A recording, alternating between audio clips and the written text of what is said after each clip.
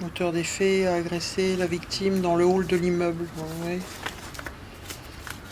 Il y en a trop pour qu'on fiche d'intervention des sabotages, pareil. Je suis le dernier point presse de la ville, le dernier point presse est également la dernière librairie, la dernière papetière. J'ai besoin de paix et de tranquillité dans ma boutique.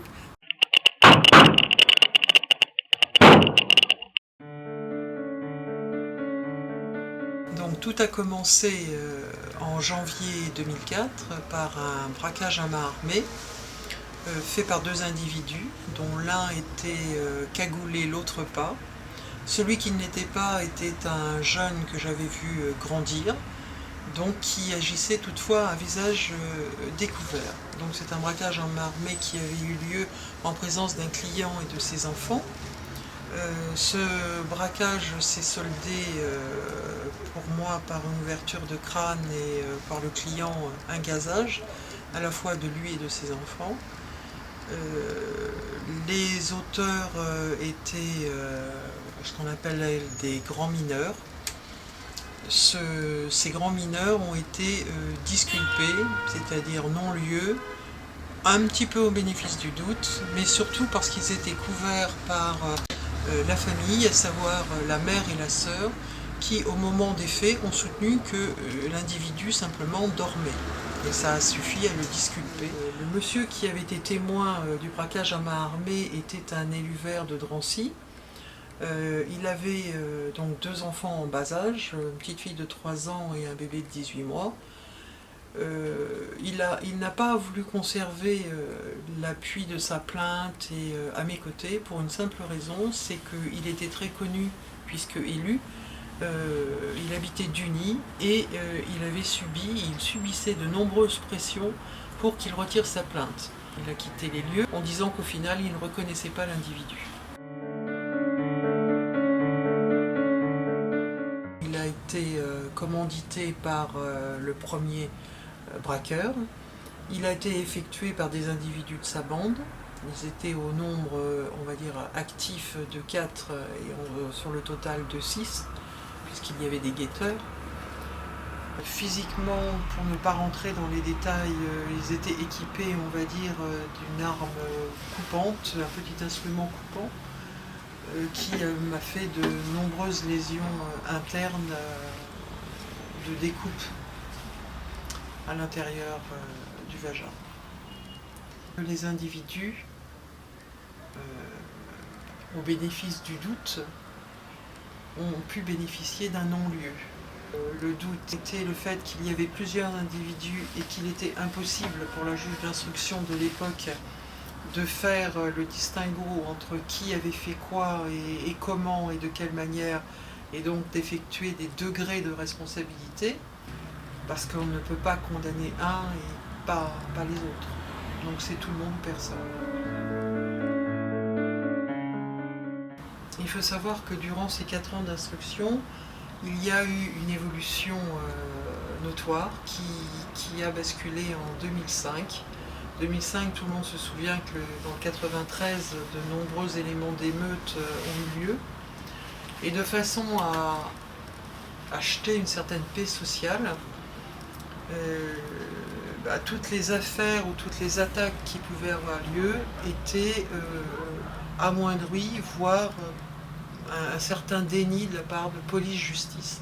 J'ai vu des agresseurs de plus en plus assurés, donc de plus en plus âgés, oscillant entre 25 et 30 ans, et puis de plus en plus sur d'eux, donc de plus en plus visage découvert, en plein jour, en plein après-midi, devant plein de gens.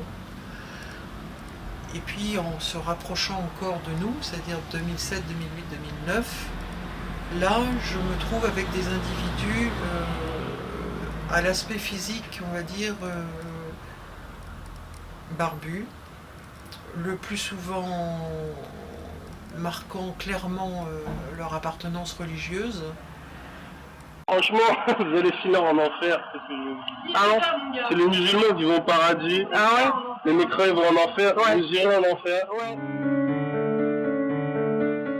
Alors il y a une évolution notoire depuis 2010 et la venue d'une mosquée qui correspond, c'est devenu à la partie dure de la mosquée de Drancy qui s'est déplacée, puisque Drancy a, entre guillemets, la chance d'avoir un imam dit modéré. Donc la ville a récupéré une mosquée purement salafiste, purement intégriste. Eux, ils suivent un groupe. Ouais. Mais c'est pas des salafistes. Non, En plus, salafistes, ça n'existe pas à ce moment-là. Et menaçant perpétuellement. Donc au niveau des agressions, je subis toutes sortes d'agressions, des actes de destruction physique de biens.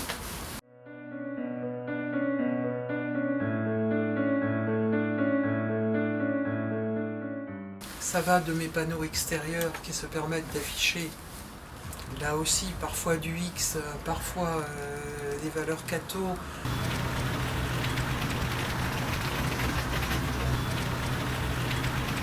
Attention! Ou alors, sinon vous ferez quoi, monsieur? Moi je vous le dis, hein! Vous avez vu comment quelqu'un nous provoque? C'est une provocation! Elle nous provoque! Elle nous provoque!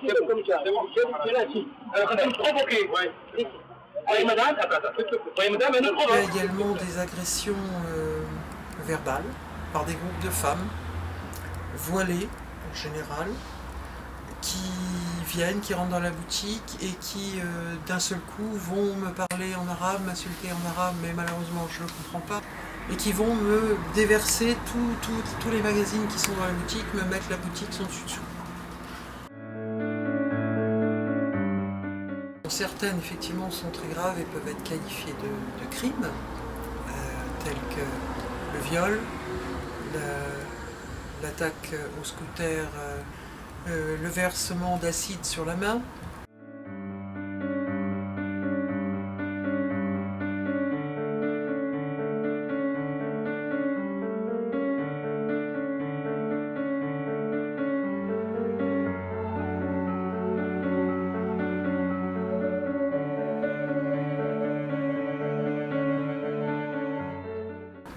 La dernière, la tentative d'égorgement.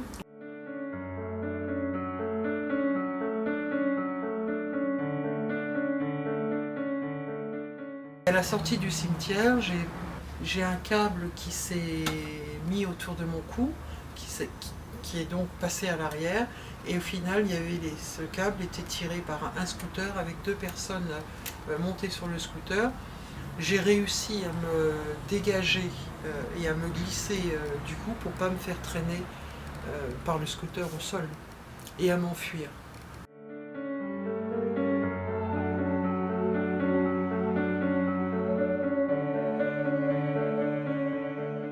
L'individu est rentré en me disant « je vais t'égorger » et avait à la main un couteau à dents. J'ai la maman de cette personne qui s'est permis de venir me faire des menaces que si je ne disais pas que je m'étais trompée sur le fait que c'était bien son fils qui m'avait voulu m'égorger, ben je ne méritais pas de vivre. C'est pas lui, hein? Non, non, c'est pas lui. Il était dans le marché. Madame, vous n'êtes pas responsable des actes de votre fils? Par rapport à toutes ces agressions, bien sûr qu'il y en a pour lesquelles j'ai porté plainte, qui ont été suivis des faits. Alors, non pas des faits pour les agresseurs, qui, sauf pour le dernier, a été identifié et est à ce jour incarcéré, mais pour tous les autres, ça c'est fini les trois quarts du temps, ou en classement sans suite, ou en non-lieu au bénéfice du doute. Sur le localement, il y a eu un déni pendant un très très longtemps de ma parole de victime. Donc ce déni, pour moi, ça correspond à l'achat d'une certaine paix sociale. Le déni, il a eu lieu au niveau du SDPJ 93, sur toutes les affaires, c'est-à-dire sur les 31 agressions, sauf sur la 32e, où là je me suis trouvée face à une équipe qui avait été renouvelée, qui avait vu un certain nombre de mes témoignages, et lorsqu'ils sont entrés, m'ont dit « nous, on va tout faire pour l'arrêter ». Il est arrêté et il est incarcéré. Jamais eu de problème, on va dire, avec le policier de base. Les problèmes se situaient toujours, on va dire, dans les étages supérieurs, où là intervenaient les élus, le socialo-politico, je ne sais trop quoi, et qui faisait qu'on n'aboutissait à rien pour la victime et que les agresseurs étaient toujours protégés. Je n'ai pas été reconnue victime, on va dire, au niveau pénal. Par contre, il existe autre chose qui s'appelle la CIVI, qui se font de garantie, qui dépend toujours du même tribunal, mais là on statue sur des faits. Donc statuer sur les faits, ce sont les actes médicaux, les preuves, ce que vous avez subi, les handicaps que vous avez par rapport à tout ça. Et sur cette base-là, qui est toujours sur la réalité des faits, là on vous indemnise fonction de ça. C'est l'État, les gens, qui m'indemnisent pour quelque chose qui a été commis par des individus qui étaient connus. Alors, pendant très longtemps, j'ai été reçue au niveau policier, pire qu'un chien dans un jeu de quilles. Parce que lorsqu'un policier vous demande « Mais madame, pourquoi avez-vous écarté les jambes ?» Je défie quiconque de trouver une réponse. Parce que c'est la première phase qui culpabilise la victime, tout simplement. Alors, au niveau de la magistrature, il y a un énorme souci, c'est que l'on passe du magistrat instructeur au procureur sur le 93. Les dossiers sont tous instruits à charge pour la victime et à décharge pour l'agresseur. Vous apportez des preuves fonctionnelles, on va vous dire « Ah ben non, c'est trop tard, le dossier est clos ». Vous apportez des souvenirs, parce que quand on vit un viol, les choses reviennent par bout, pas spécialement dans le bon ordre. Subitement, des enquêtes sont plus réalisables. C'est-à-dire que la victime est censée avoir une mémoire totalement infaillible, ce qui n'est pas possible. Parce que la partie émotionnelle est trop forte. Un agresseur dont la mère et la sœur disent qu'il dormait au moment des faits, est tout de suite pris en compte et permet de disculper l'agresseur. Un violeur dont le frère dit « Ah non, c'est pas possible que ce soit passé, tel jour, je crois, que mon frère était avec moi à la fête de la musique ». Cela suffit là aussi à le disculper lorsque vous décrivez, on va dire, le diamant qu'il avait à l'oreille. Et lorsque l'on retrouve ces éléments-là sur l'individu, ce n'est même pas abordé au moment de la confrontation chez la juge d'instruction. Il avait caché des puces de son téléphone dans des sacs de riz et un certain diamant, là également, dans un autre sac de riz.